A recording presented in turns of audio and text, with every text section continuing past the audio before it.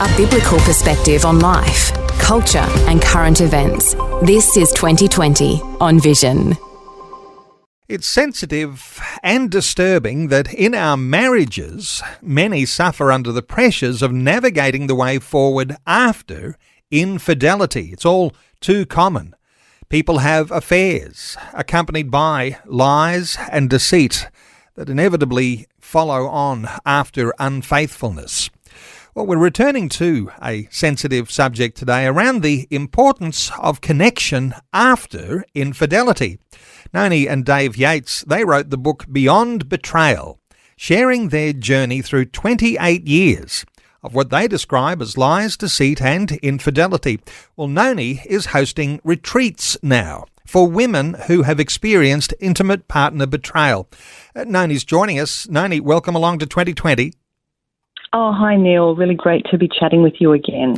Thanks for having me on. Noni, so many will be interested in a retreat, having gone through some of these challenges themselves.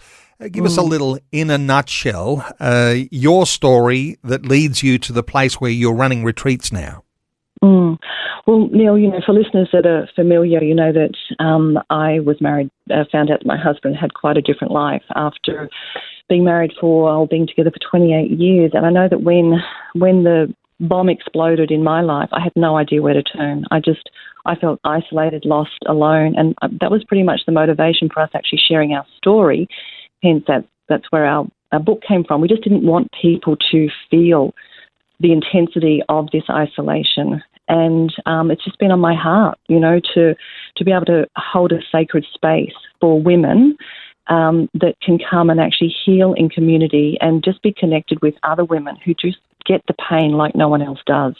And when you say pain, when we're talking about infidelity, options afterwards, separation, divorce, very messy, people being torn in two or relationship being torn in two, it's not nice, is it?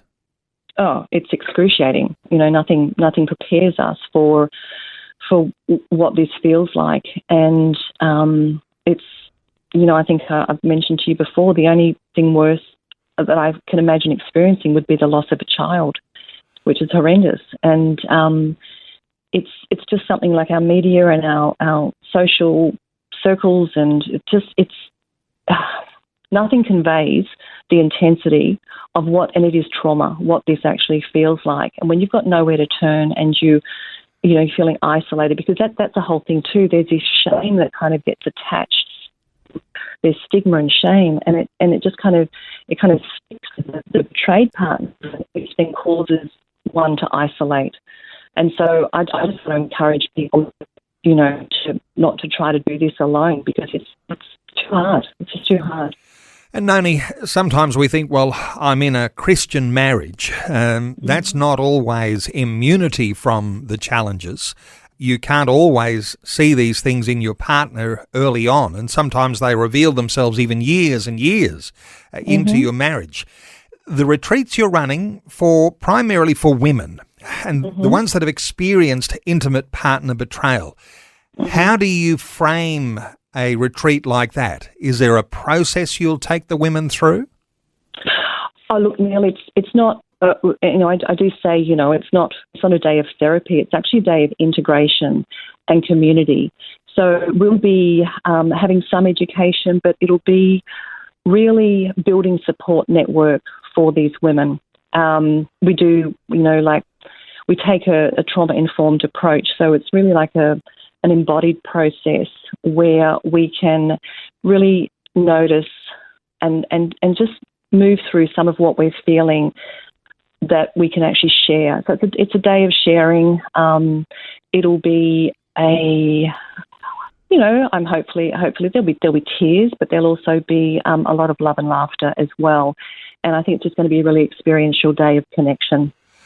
And no doubt there are some who are carrying a lot of hurt from the infidelity, and they might be in separation, they might even been through divorce. I imagine this is more for trying to perhaps speak into and build relationship, even rescuing a marriage that's likely to have exploded. I imagine it's those people who are really wanting to do something right now to make things I'm not even sure how you phrase this.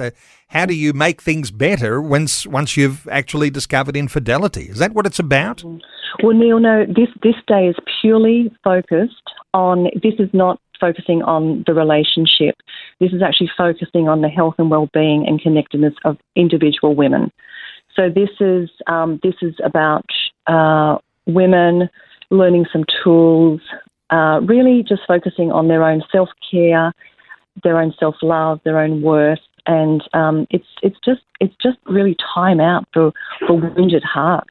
So there's no expectation from anyone that comes. My one rule for the day is, if you don't want to do anything, you don't have to do anything. You know, if you don't want to share, if you don't want to be involved in any activities, that's fine. It's just to be held in that sacred, safe space. So it's not a crisis rescue retreat. It's about it's about the way you can be equipped, the tools that you can use, and perhaps even applied into many settings. You might have people turning up to your retreat who'll take some of these sorts of skills back to their own communities. Is that the way it might work too? I like to call it a nurture day.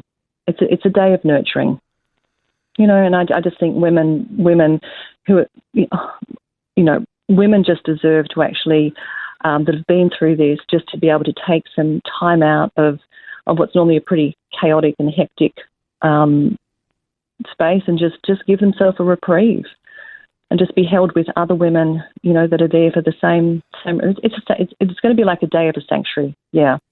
Yeah, I'm sort of picturing like a sisterhood gathering. And some people might think that sounds a bit sinister, but I imagine that given that there's the foundation that you have and the way that you and Dave have been able to hold things together after what you've been through, there's going to be a really optimistic and positive outlook that you'll bring.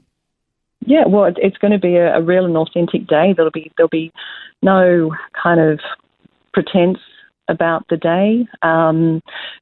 Yes, Dave and I we've done a lot of work, and we're in a great place, but it has not been easy.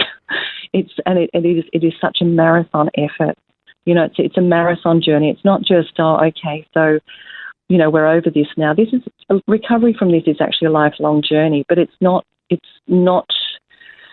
as excruciating as it is at the past. That changes as we do the healing work. That it changes. The intensity changes. You know, we can't pretend what's happened hasn't happened. You know, that's just kind of rug sweeping and denial.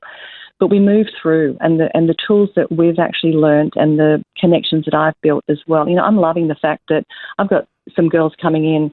When I say girls, I think one of my girls is 82, coming in, and she's actually, hands-on now. Now, I met her a couple of years ago, and now these women are stepping into that place of actually wanting to be there, and no one's arrived anywhere, but we're all just, at different stages of the journey, and it's just something very special about when you're with like-minded people that have had similar experiences.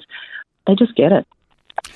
And when we talk about the pain of discovered infidelity in a relationship, and you describe that pain as excruciating, what accompanies that, of course, is shame and embarrassment, whether it's just in your family or in your entire community. These are the sorts of things, this is the reason why you need to recover in a community-type setting? Absolutely. Absolutely. There's something really powerful when you can come together. No one's got answers for anyone else, but just to have that love and that support and that understanding is just, no one's advice giving, no one's giving you anything apart from just safety, holding that place and just going, you know what? Yeah, I get it. I will actually be opening an opportunity for women to start sharing their story just briefly as well, because that's also something that, shame disappears when we can actually share our stories in safe spaces. So I'll be encouraging the girls just to do that as well, with some guidelines, because we want safety for everyone. Sharing stories, and your story has a very strong faith component to it, your faith in God. How much of your faith will be coming through as you're nurturing these women on the day? Well, it's not primarily just. So this is a space that's open for any woman. The four of us that are actually contributing to the day. Actually, most of the women are believers, but that is definitely not a criteria for having, to taking part. So we all bring very different flavours of our beliefs, and again, Christian women, all in different denominations, or just like different. We all bring something different. So, but it, definitely, for me, it's the love of Jesus and the presence of the Holy Spirit's going to be there. I will say that. But yeah, it's a very unrushed, unpressured day. There's no solid, hard, fast rules or agendas. We do have a schedule, but we'll actually make space for what comes through the day. And I'm sure there's many women listening to our conversation right now that would love to be there, and it's going to happen in one physical place, but you've chosen somewhere very beautiful, a place called the Rainforest Peace Retreat near Pottsville on the Northern Rivers area of New South Wales, a beautiful part of the world, just a great place to be. Coming up on the 4th of May, that's a Saturday. Are you planning, Noni, to have some of these events interstate? Are you open if people wanted to invite you to run something like this in their particular community? Are you open to that?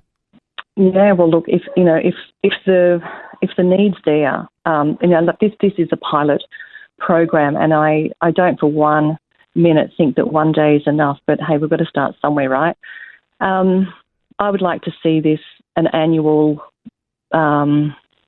I'd like to see it an annual event that just that does get bigger, because I can promise you, Neil, the problem's getting bigger. So we can just get word out there, and people can reach out, and hopefully the feedback will be positive and good, and yeah, maybe increase demand for running these kinds of things. Well, we'll all appreciate that infidelity has some dreadful consequences for both her and him. But in this case, Noni, where you're looking at those women who've experienced intimate partner betrayal, an opportunity to get together, a nurturing day. It's a special day, and I mentioned it's Saturday the 4th of May, Rainforest Peace Retreat near Pottsville on the Northern Rivers area of New South Wales. There is a website where listeners can connect with Noni and with Dave. It's beyondbetrayalrecoverybook.com. beyondbetrayalrecoverybook.com. You'll find details about that event there on the events page. But do keep an eye out for their book, Beyond Betrayal, written by Noni and Dave Yates, very open and telling their story. Noni, all the best with the retreat, and thank you so much for sharing these thoughts with listeners today on 2020. Thanks, Neil. Really appreciate it. Thanks for taking time to listen to this audio on demand from Vision Christian Media.